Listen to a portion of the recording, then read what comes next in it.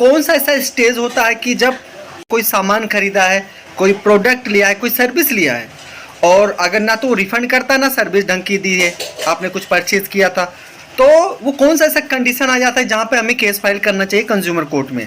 तो आप लोग को बताना चाहूँगा, जैसे मेरे कई ऐसे व्यूवर्स हैं जिन्होंने कमेंट करके पूछा था, तो मेरे कई सारे व्यूवर्स हैं जिनका कंज्यूमर कोर्ट से संबंधित सवाल था। काफ़ी लोगों ने कहा कि हमारा टिकट भी कैंसिल नहीं हुआ, और हमें बोर्डिंग पर हम जब गए तो पता चला बस लेके चली गई।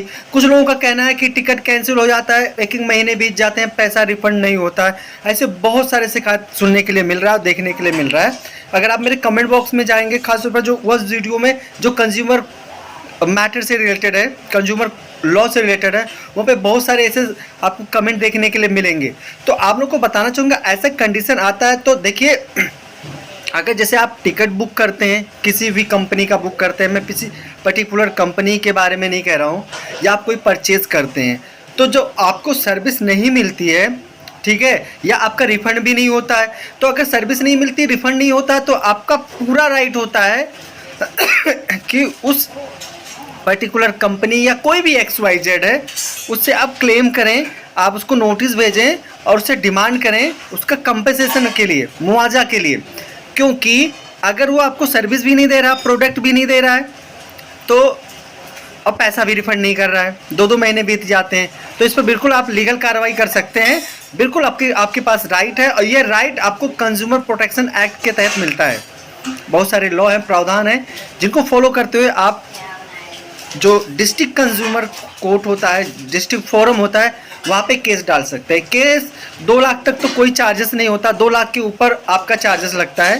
तो आपके केस का जो कंप्लेन अमाउंट है 2 लाख से नीचे, तो उसमें कोई कोर्ट फीस नहीं लगती है।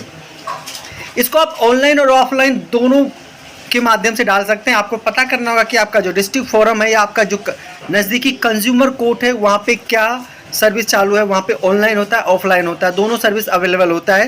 तो बिल्कुल कीजिए, क्योंकि अगर कोई कंपनी या कोई भी ऐसी चीज़ है XYZ जो सर्विस में या प्रोडक्ट देने में कमी करते हैं या बदमाशी करते हैं, नहीं दे पाते हैं सर्विस, और पैसे पूरे लेते हैं, ना तो रिफ़ंड भी करते हैं, तो वहाँ पे बिल्कुल कंप्लेन किया जा सकता है। ये एक ऐसा स्टेज होता है जब कंपनी आपकी ना सुने, आपका पेमेंट वापस नहीं कर रही है, ना तो आपको सर्विस दे रही है, तो इस चीज़ पर आप बिल्कुल क्लेम कर सकते हैं और आपका पूरा राइट है। उसके लिए क्लेम करने से पहले आपके पास जो भी एविडेंस है, बुकिंग एविडेंस हो या आपका पेमेंट का एविडेंस हो, आपने जो टिकट बुक किया था, कैंसिल किया था, उसका होना चाहिए, पेमेंट नहीं आया, सारी डिटेल होनी चाहिए। यहाँ तक आपको एक कन्वर्ट स्टेटमेंट लगा देंगे तो काफ़ी अच्छा होगा। तो ऐसे करके आप अपने आप को सुरक्षित रख सकते हैं और आपका जो हक होगा उसकी आप डिमांड कर सकते हैं।